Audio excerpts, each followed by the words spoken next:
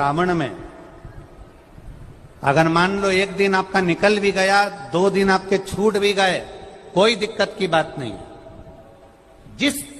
जो पेड़ तुम्हारे यहां लगा हो, जो पौधा तुम्हारे यहां लगा हो, जो वृक्ष तुम्हारे यहां लगा हो, जो क्यारा तुम्हारे यहां, कुंडी तुम्हारे यहां, उसी की मिट्टी को, उसी के पेड़ के नीचे, उसी पौधे के नीचे, उस मिट्टी को थोड़ा सा हाथ से उसको उठाकर एक लिंग की आकृति बना ले।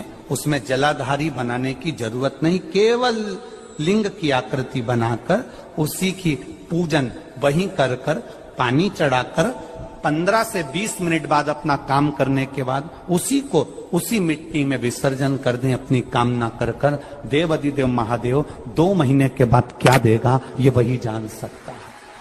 सोमवार के दिन तू मेरे मंदिर के दरवाजे पर चौखट पर बैठ जाना, और दूसरा प्रतिदिन शाम के समय पर तू बेलपत्री के पेड़ के नीचे बैठ जाना। जो तेरी बेल वृक्ष के नीचे सेवा करने आए, जो शंकर जी के मंदिर में सोमवार को जल चढ़ाने आए, उसका जो पात्र जल चढ़ाकर जब वो घर लेकर जाए, उसके पीछे पीछे, पात्र के पीछे पीछे तू जाना और उसके घर में लक्ष्मी का भंडार भरकर आए। लक्ष्मी बेलपत्र के वृक्ष के नीचे तू विराजमान हो जा। उस बेलपत्र के वृक्ष के नीचे जो बुआरी लगाए, सेवा करे, चाकरी करे, एक बेटी को जैसे बड़ा करते हैं वैसे बेलपत्री के वृक्ष को जो बड़ा करे, बेलपत्री के वृक्ष का जो पालन करे, पोषण करे, उसकी संभाल करे, उस बेलपत्री के वृक्ष को जैसे जैसे वो उन्नति करे वैसे वैसे उसके घर में समृद्धि बढ़ते जाए। उस जिसका खुद का मकान नहीं हो, खुद का मकान नहीं हो, किराए के मकान में रहते रहते जिंदगी बीत रही हो, खुद का नहीं, और बहुत दुख का जीवन चल रहा हो, बहुत कष्ट का जीवन, बहुत अपना खुद का कोई मकान नहीं, मान लो प्लाट है पर मकान बन नहीं रहा, या कोई प्रॉपर्टी अपनी नहीं बन रही, तो हम इस व्यासपीठ से कहना चाहेंगे कि एक प्रयोग अवश्य करिएगा, एक प्रयोग अवश्य। अपने आसपास के 5-6 बेलपत्र के वृक्ष देख लीजिए। अपने आसपास के नजदीक के 5-6 बेलपत्र के बड़े बड़े वृक्ष देख लो या छोटे वृक्ष देख लो। उन 5-6 वृक्ष को धीरे धीरे उनकी सेवा करना प्रारंभ करो, उन वृक्षों को बड़ा करना प्रारंभ करो, उन वृक्ष के नीचे सफाई करना प्रारंभ करो, उन वृक्ष को जल देना प्रारंभ करो, उन वृक्ष को आप खाद देना प्रारंभ करो, उन वृक्ष की सेवा संभाल करना प्रारंभ कर दो, उस वृक्ष के नीचे बुआरी काटना प्रारंभ कर दो, झाड़ू लगाना प्रारंभ कर दो, उस वृक्ष के नीचे सफाई करना प्रारंभ कर दो। उस बेलपत्री के 5-6-7 वृक्ष को आप गोद ले लो। गोद लेना मतलब मैं इसकी सेवा करूंगा, मैं इसमें जल दूंगा, मैं इसके खाद दूंगा, मैं इसकी सेवा करूंगा, कुछ मत करो, बस केवल इस शरीर से उस बेलपत्र के वृक्ष की सेवा करना रोज प्रारंभ कर दो। 6 महीना इंतजार करना और 6 महीना लगातार सेवा करना, 7वां महीना आपका और हमारा, और बताना कि भोलेनाथ ने प्रॉपर्टी दिलाई कि नहीं दिलाई और आगे बढ़ा है।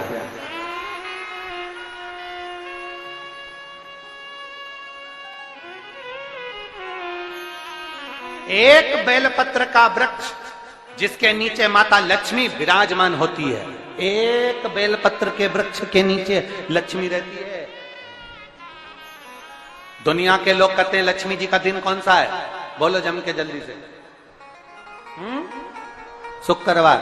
दुनिया के लोग कहते हैं लक्ष्मी जी का दिन शुक्रवार है, पर माता लक्ष्मी से पूछा जाए कि तुम्हारी माता ख्याति देवी नारायण भगवान के साथ तुम्हारी शादी नहीं कर रही थी, शंकर को लक्ष्मी दे रही थी, तब तुमने भगवान शंकर से विनती करी, भोले बाबा मैं नारायण से प्रेम करती हूं, भगवान नारायण से मेरा विवाह हो। तो माता ख्याति देवी से शंकर भगवान ने विनय कर कर कहा कि लक्ष्मी जी का विवाह नारायण के साथ कर दिया जाए। भगवान नारायण के साथ जब लक्ष्मी जी का विवाह हो गया, तब लक्ष्मी जी हाथ जोड़कर बोलती हैं, बाबा मेरा विवाह नारायण के साथ हो गया, पर मैं आपके चरणों की सेवा करना चाहती हूँ, बाबा आप कृपा करिए कि मैं क्या करूं आपके लिए। शंकर भगवान कहते हैं, लक्ष्मी बस 2 चीजें कर दे, एक सोमवार के दिन तू मेरे मंदिर के दरवाजे पर चौखट पर बैठ जाना, और दूसरा प्रतिदिन शाम के समय पर तो बेलपत्री के पेड़ के नीचे बैठ जाना। जो तेरी बेल वृक्ष के नीचे सेवा करने आए, जो शंकर जी के मंदिर में सोमवार को जल चढ़ाने आए, उसका जो पात्र जल चढ़ाकर जब वो घर लेकर जाए, उसके पीछे पीछे, पात्र के पीछे पीछे तू जाना और उसके घर में लक्ष्मी का भंडार भरकर आए। लक्ष्मी बेलपत्र के वृक्ष के नीचे तू विराजमान हो जा।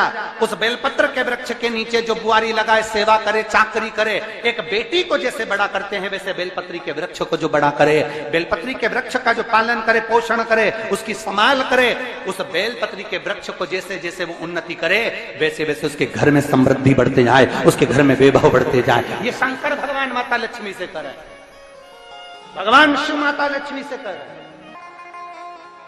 तो भस्म, अगर शिव के मंदिर में भस्म मिल जाए, शंकर पर चढ़ी हुई भस्म अगर मिल जाए तो, और अगर भस्म ना मिले ना, तो शंकर के जो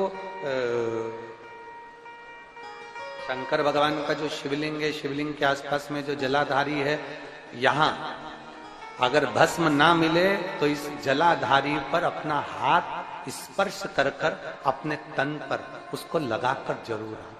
भस्म, एक शंकर पर चढ़ा हुआ जल, दूसरे नंबर पर है शंकर पर चढ़ी हुई भस्म।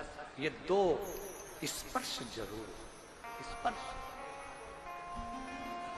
एक भस्म का एक बड़ा सुंदर चरित्र आता है। दूसरा, जिस भूमि पर बैठकर कथा सुनो, उसकी रज को अपने मस्तक पर थोड़ा सा लगाकर अवश्य जाओ, तो जीवन का एक आनंद है। और शंकर के मंदिर में जाओ तो दो चीजें अवश्य लेकर आओ। पहला, शंकर जी पे चढ़ा हुआ, जम के बोलो, जल अवश्य लेकर आओ। क्योंकि जब तुम जल लेकर आते हो, पात्र लेकर आते हो, तो मेरा महादेव लक्ष्मी जी को तुम्हारे पीछे पीछे तुम्हारे घर तक भेज देगा। चढ़ी हुई बेलपत्र मत खाओ, लोग कहेंगे शंकर पर चढ़ा हुआ ये मत खाओ। हम इस व्यासपीठ से निवेदन करना चाहेंगे कि आप अगर दिल रखकर अपने बाबा से कहोगे ना, तो बाबा पर चढ़ा हुआ जो जल है ना, वो जल साधारण नहीं रहता। मेरा भोलेनाथ जब दुनिया को अमृत देता है तो तुमको भी अमृत दे देता है। दो चीजें कभी मत छोड़ो। अगर मंदिर में गए हो तो दो चीजें कभी मत छोड़ो।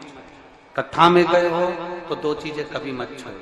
एक, कथा श्रवण करना, दूसरा जहां कथा बैठकर सुनते हैं वहां की रज को अपने मस्तक पर लगाना।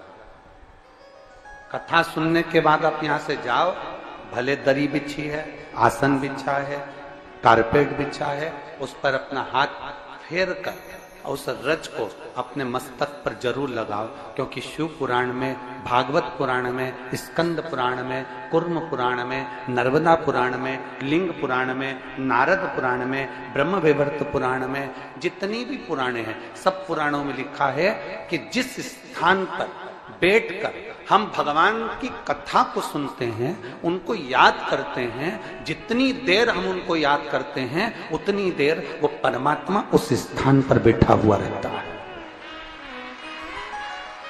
हाथ रखकर बोलना, शंकर भगवान से तुम्हारा रिश्ता कौन सा? शिव जी से आपका कौन सा रिश्ता?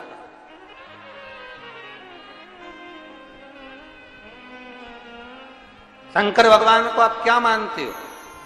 हमने आपको एक संबंध बताया था कि सीहोर कुबेरेश्वर धाम आपका मायका है, तो हम आपके भाई हैं, तो शंकर भगवान आपके पिता हैं, आपके बाप हैं, आपका बाबा है, आपका दादा है।